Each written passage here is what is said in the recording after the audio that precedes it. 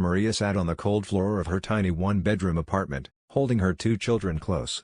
At 32, life had not been kind to her. Her husband had left them 2 years ago, disappearing without a word, leaving her to fend for herself and their children, 6-year-old Lucas and 4-year-old Sophia. She worked tirelessly, juggling 2 jobs, cleaning offices in the morning and waiting tables at night.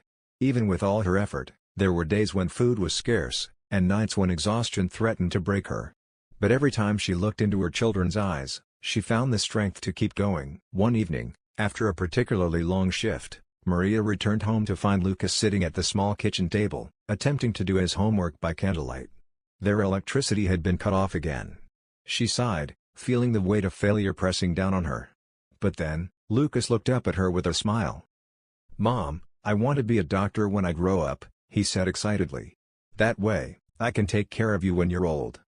Tears welled up in Maria's eyes. She knelt beside him and held his hands.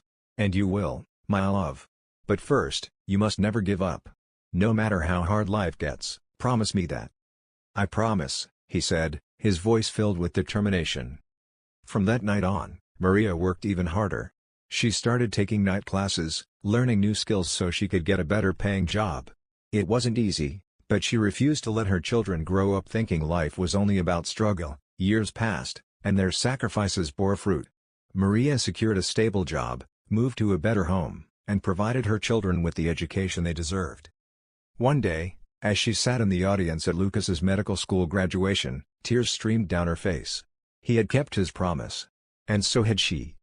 Sophia, now an aspiring lawyer, squeezed her mother's hand.